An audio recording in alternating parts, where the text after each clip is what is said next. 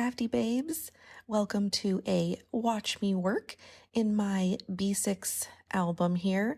I recently moved into this size. It's very similar to a fringe notebook, but I just have a disc system so that I can remove the pages, and it works great for these unpocket page layouts where I've got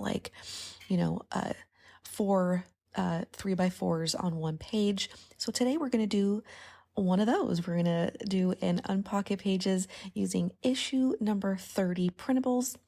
I've got this 4x6 with the month of May on it. I've got 2 photos and some coordinating cards and papers.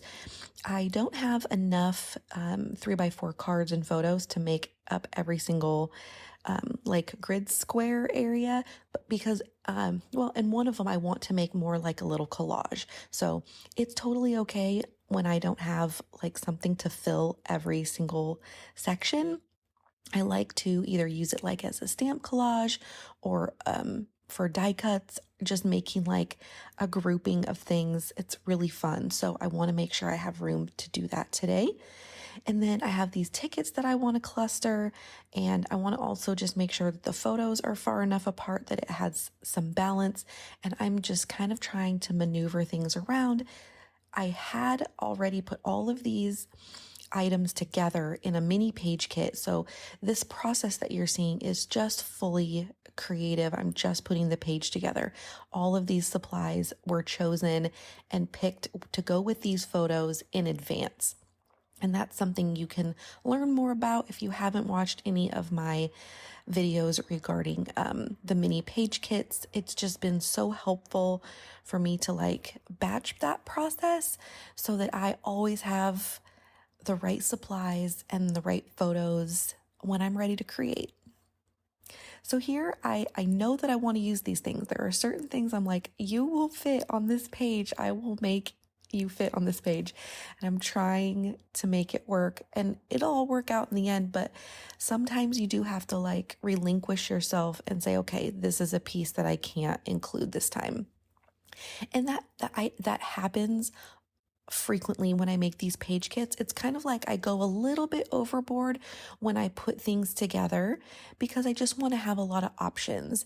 And if there is something that I'm really adamant about using, well, I'll make it work, or I'll just be like, okay, well, it doesn't work here.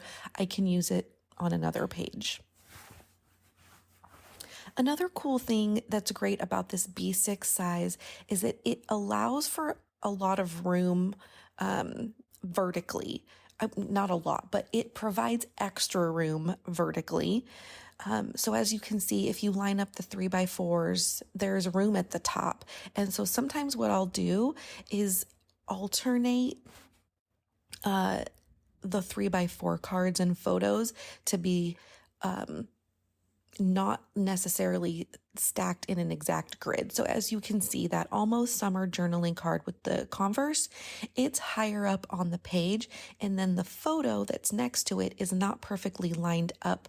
I've moved it down to allow the card underneath to be up against the edge there. So it just provides a little bit of alternate spacing. And it allows for like things to be tucked behind a photo at the top, or it allows for that cluster that's there on the one that I'm touching right now.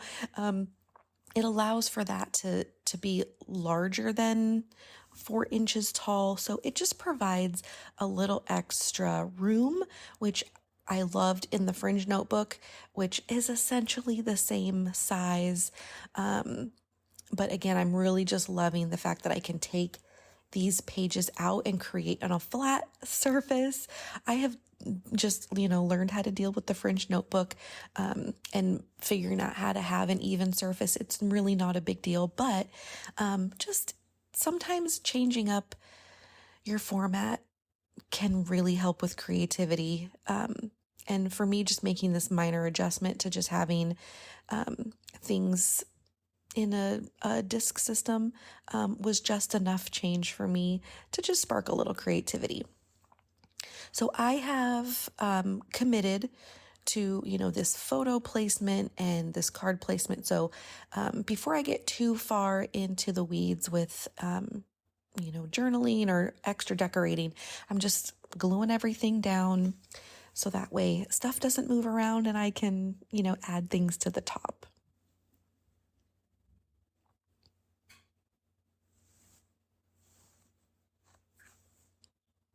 There is not a ton of extra room horizontally, but I make the most of it when I can by letting things hang off the edges, as long as it doesn't get in the way of, the holes on the insides. But other than that, I still love using labels and things to let hang off of edges of photos or cards. It just adds a little bit of extra, a little extra messiness, as much as I can have messiness. And I am using the new Be Bold stamp set. This big, huge, was a major part of the issue number 30 design. And of course, I just had to make it into a stamp because I really want to use it everywhere. So I actually ended up using the Lost Shadow gray color because it really went well with the shirt color that's in the photos versus pulling in some of the brighter colors like the orange or the pink. I just feel like there was not enough neutral happening. There was a lot of color. So I just wanted to, it's bold already, but I didn't need to make it bolder than it needed to be. And I think it's a great complement to the rest of the supplies. And we'll find a couple of sentiments here from the issue number 30 Chasing Sunshine stamp set, and a good little double stamp is always fun, especially if you have room for it. These labels provide a lot of space for that kind of thing.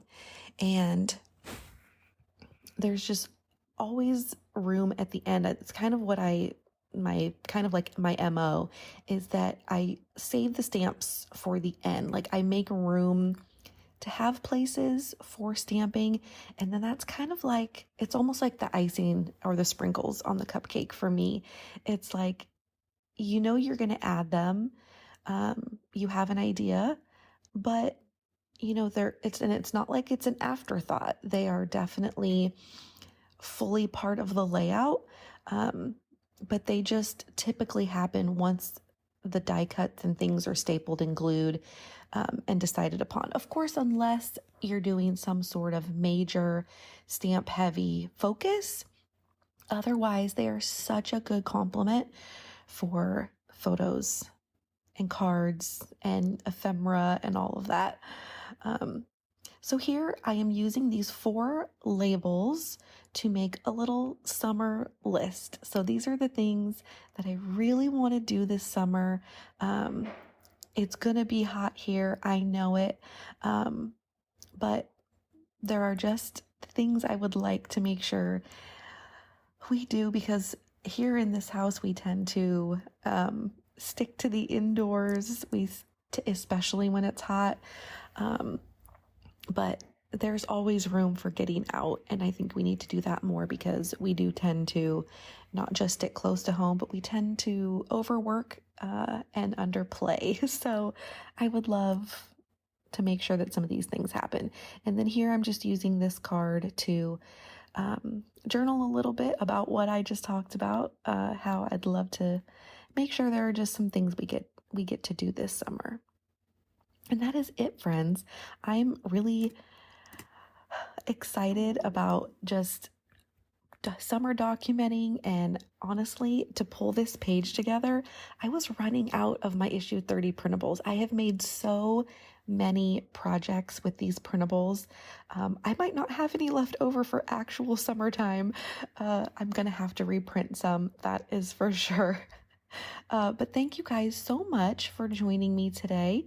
I hope that you've gleaned a little bit of something, maybe some inspiration or a quick idea for you in your documenting. So I'm going to just throw this layout back in my album, and we're going to call it done. Thank you guys again so much for watching. Grab your issue number 30 printables, or if you already have them, get them printed, girlfriend, if you haven't already printed them, and have some fun documenting your summer. I'll talk to you guys later.